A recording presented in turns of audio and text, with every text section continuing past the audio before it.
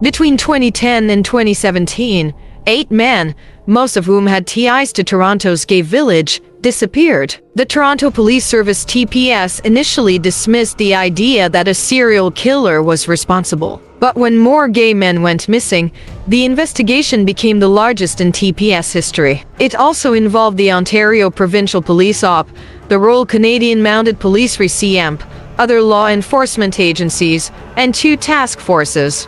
The investigation led to the arrest of Bruce McArthur, a self-employed landscaper who had hidden the remains of his victims in planter boxes. McArthur pleaded guilty to 8 counts of first-degree murder. He was sentenced to life in prison with no eligibility for parole for 25 years. The TPS was harshly criticized for its handling of the case. As a result, a unit dedicated to investigating missing persons was formed.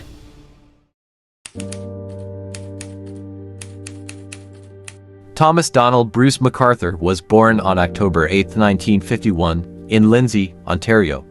He was the second child and only son of Malcolm and Islay McArthur. Growing up on a farm near Argyle in the Kawartha Lakes district, he attended high school in Fenelon Falls. McArthur's parents served as foster parents to troubled children from Toronto, earning a good reputation in the community. However, there were troubles in the household. Malcolm was Presbyterian, and Islay was Catholic, which caused dissent at home. McArthur often sided with his mother, earning his father's scorn. As a youth, McArthur was stockily built but effeminate. He later told a therapist that he believed his father suspected he was gay and tried to suppress it through a regime of manual labor. McArthur felt his father gave him an unfair share of the farm's workload and resented him for it. After high school, McArthur completed a 2-year business course at a college in Barrie. At age 23, he married Janice Campbell. They had 2 children, Melanie and Todd. McArthur began working as a beers assistant for Eaton's department store in downtown Toronto. That position eventually led to a job as a traveling salesman for McGregor Hosiery. He moved his family to Oshawa and later became a merchandising representative for Stanfields Limited, a clothing manufacturer. For years, Bruce McArthur presented himself as a conventional community member, a family man who was productively employed and active in his Presbyterian church. However, there were problems in the McArthur home. Todd would later claim that his father was physically abusive. As a teenager, Todd repeatedly got into trouble for making obscene phone calls and eventually served time in jail for obscenity and harassment convictions. Around 1973, McArthur began working at Eaton's department store in downtown Toronto as a beers assistant.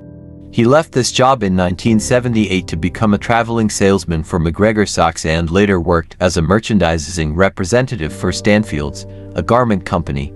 In 1979, McArthur and his wife moved to a house on Ormond Drive in Oshawa. By 1981, they had a daughter, Melanie, and a son, Todd. In 1986, they bought a home on Cartreff Avenue in Oshawa.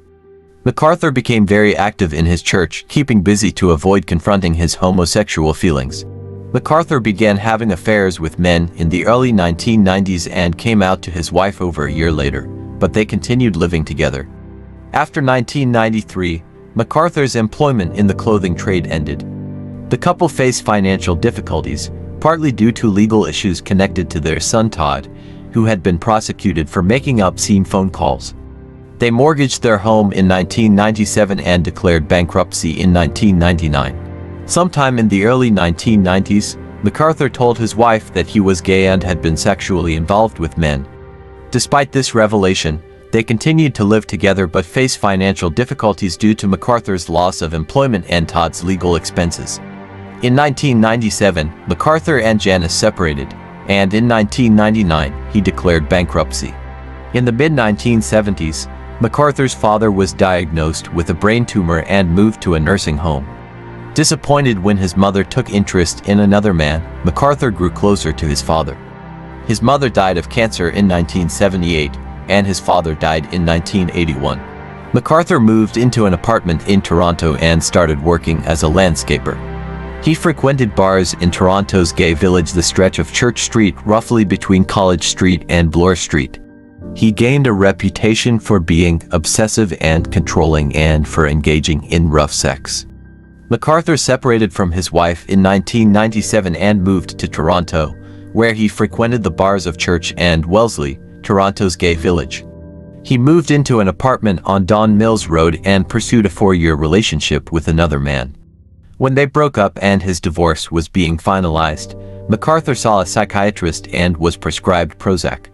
Around this time, he began his career as a landscaper.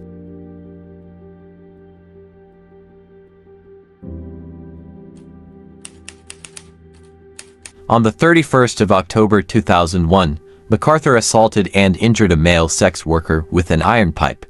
He turned himself into the police and was sentenced to a year of house arrest, followed by a 6-month curfew and 3 years probation. He was forbidden to possess amyl nitrite and was barred from the village for the period of his probation. McArthur was obliged to undertake anger management counseling and to submit his DNA to a database.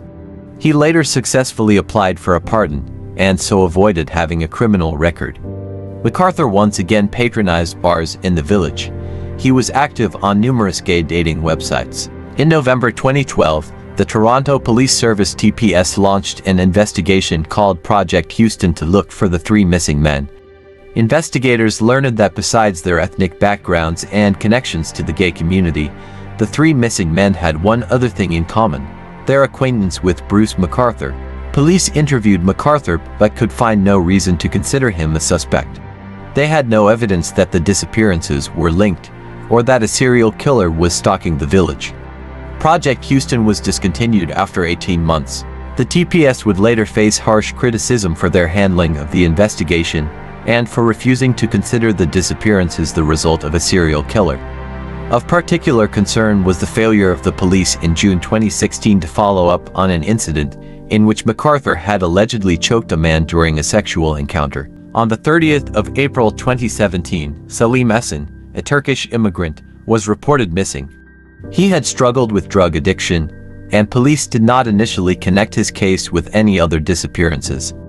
Andrew Kinsman went missing from his home in Toronto's Cabbagetown area on the 26th of June. Unlike the other missing men, Kinsman was not of Asian background. He was known as a social activist in the LGBTQ community. Because of Kinsman's disappearance, the TPS organized a new task force, Project Prism, on the 14th of August 2017. It had been 7 years since the disappearance of Skandaraj Navaratnam. Fear that a serial killer was on the loose now gripped the village, even though police had not yet come to that conclusion.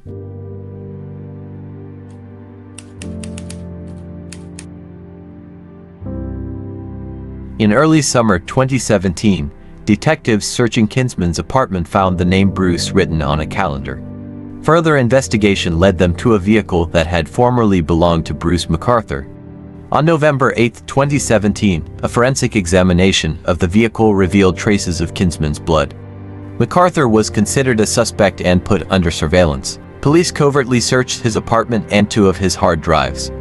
Analysis of the computer data revealed photographs of the missing men, including post-mortem photos of Essen and Kinsman. TPS officers arrested McArthur in his apartment on January 18, 2018.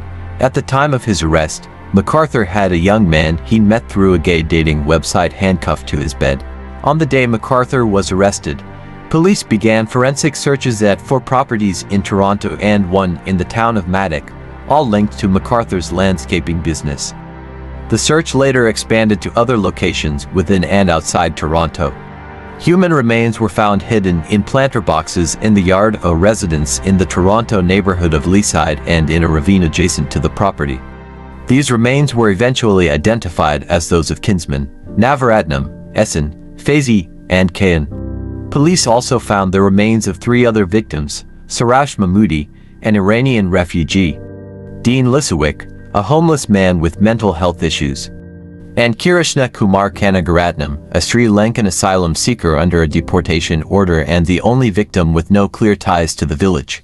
Bruce McArthur's victims were primarily men from Toronto's gay village, many of whom were vulnerable due to their ethnicity, sexuality, and personal circumstances.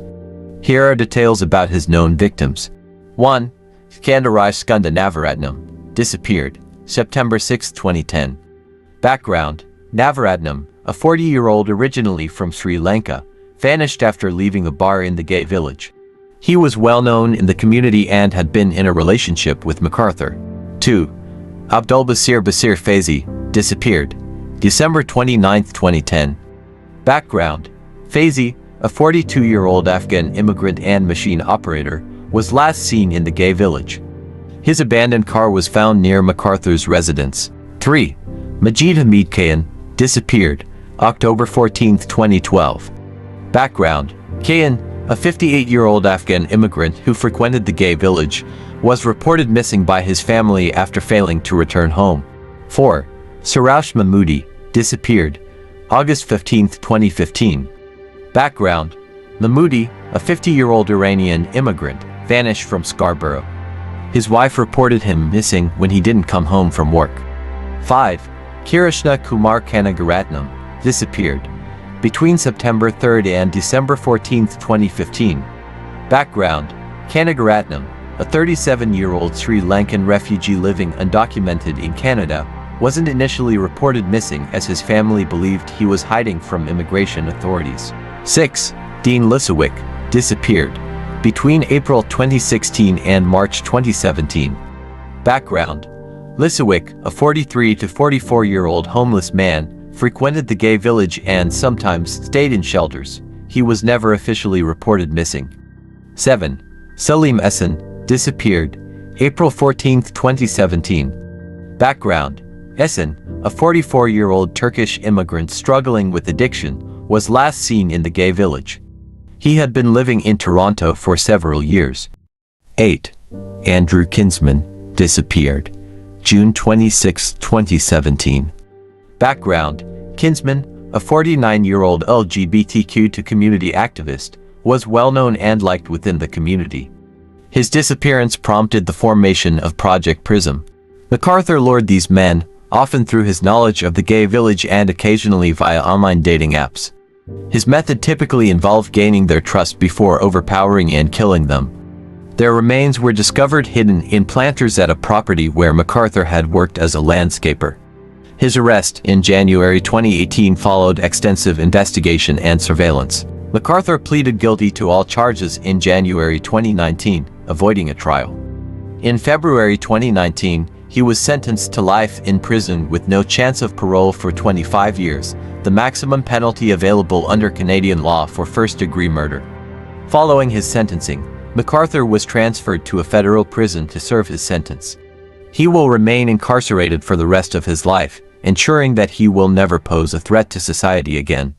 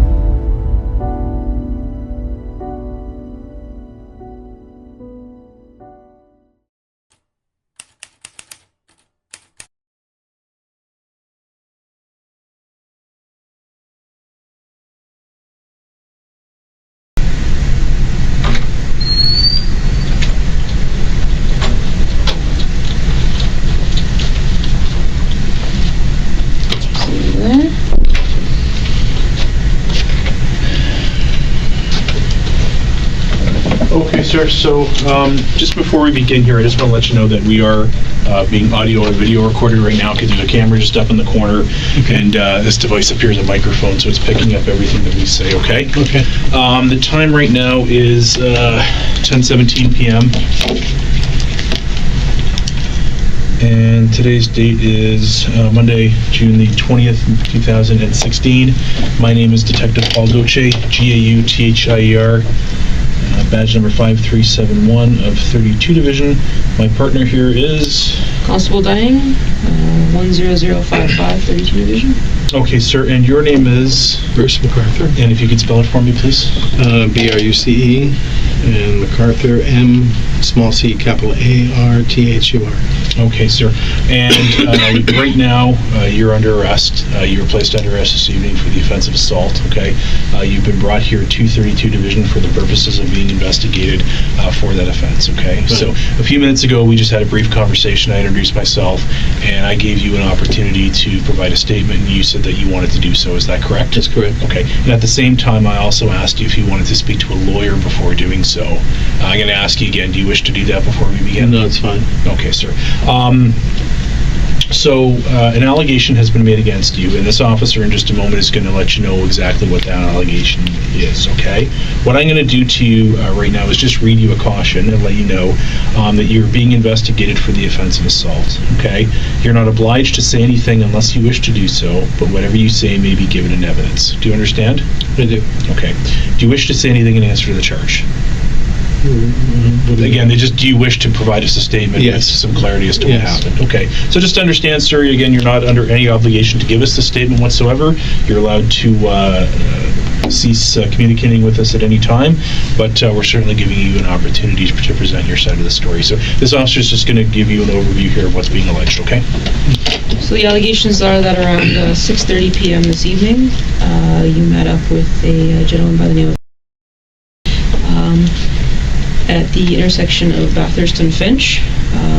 During the course of your involvement with him, there was an allegation made of an assault, which in choking was the allegation made, and that's basically why you're under arrest today for that assault.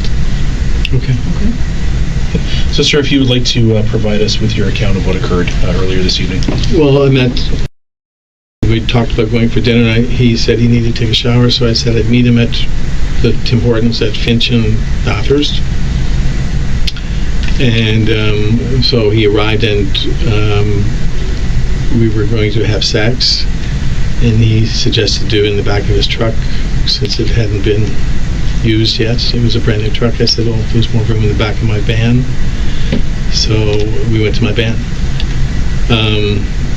And we started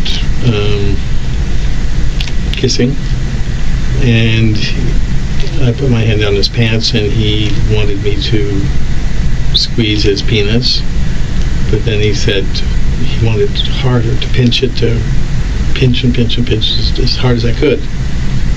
So I did. And he got aroused by that.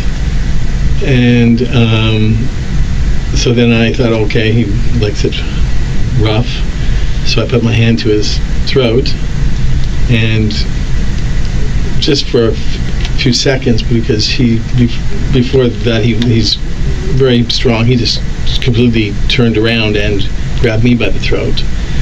He said, now I'm going to show you what I'm going to do to you. And he had me by the throat to the point that I couldn't breathe. So I put my hands up in the air like a surrender, because I couldn't talk. And that's when he finally let go. And then he jumped out of the car. He said, I don't want to see you again. So I sat there because I was kind of out of breath. And I thought he was getting in his car to leave, because he started the car and it was running. I could hear it running because he was parked right beside me. And the next thing I heard him say, it's 911 or whatever. And so I thought, oh gosh, he's calling the cops. And so I got out, and then he got out and walked around and was taking my license plates and that. And so that's when I got kind of uptight, and I got in the car and I drove off.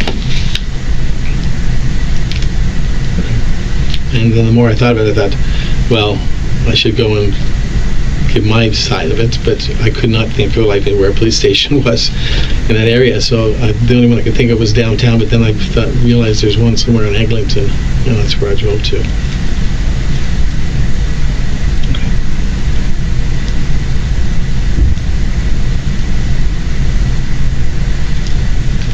Just on the last point, sir, did you go to that police station at Eglinton before the officers contacted you? Yeah, no, I went there, and then they came there to me. Okay. The lady that spoke to there, I told her I came to make a statement, and she said she ran my name, and she says, there's nothing coming up on the screen. I said, well, what about my license plate? And she said it would show up too. Okay. So that's when she called. So you went on your own free will. It's not like an officer called you to come to the station. No one or, called me. Excuse me, anything like that? No. Okay. So you indicated that this incident occurred with... what's his last name? I don't know his last name. Okay. And how long have you known him for? 2 or 3 years, maybe.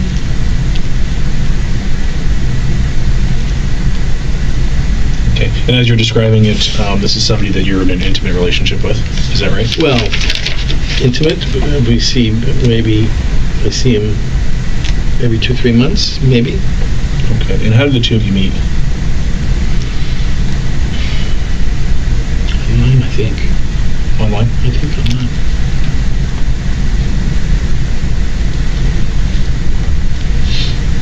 Okay.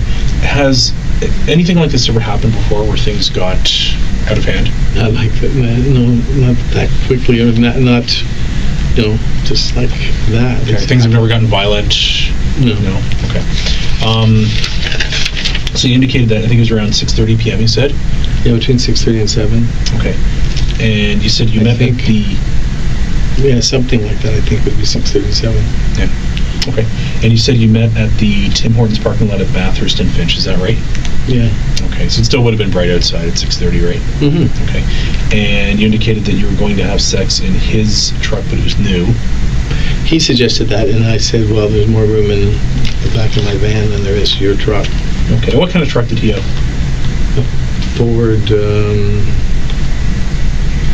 Ford something, 4-door. Okay. And your van is? What? It's a Dodge Caravan. Dodge Caravan? Okay. And you said that the two of you were parked beside each other, right? Yeah. And then you went into your van, is that right? And then you said you started kissing. Yeah. And that's when this incident basically happened, is that right? Well, then my hand went down his pants, and he said, squeeze, pinch it as hard as you can. Okay. What part of the van were you in when this happened? Back seat. Back seat? Like the back seat or like the very back of? Well, there's only one seat. Actually, the seats are all except for one seat. One bucket seat's in there. Okay. So there's quite a bit of room. Okay. And was there a possibility for anybody else to see what had gone on? Yeah. Okay. Why do you say that? Well, because you're lying on the floor. Who could see you? Oh, so you were down some? Yeah, lying flat on the floor. Okay.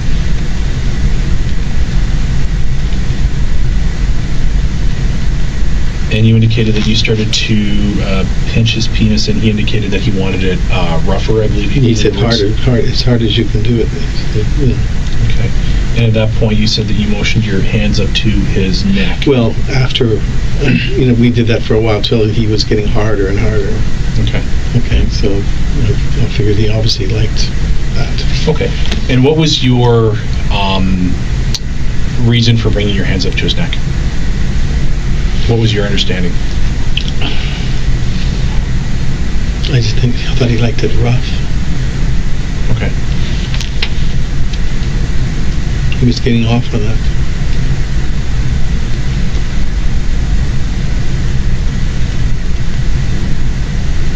And then you indicated that immediately he then put his hands around your neck, is that right? He was like, he's very strong, and before you know it, he just had completely swung around and was facing me on pushing me down, and his hands were around my neck, Okay. like really quick. So there's a brief struggle. Yeah, well, I couldn't struggle with him after once he had his hands around my neck. He was very strong. Okay.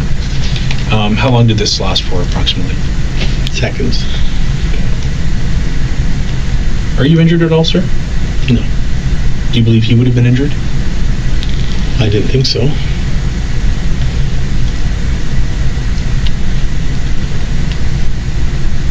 Lacey, did you have any questions? No, it's pretty good. Okay, sir. Just before we conclude, is there anything else you feel might be important to tell us before we end the interview? Like what? I don't know what else it would be to... Just, we always give people an opportunity to say something that maybe we haven't asked before we conclude. I don't know, we had sex, numerous times and never had a problem. Sure. Yeah. Okay. All right. Time that I have is 10:28. Conclude the interview here.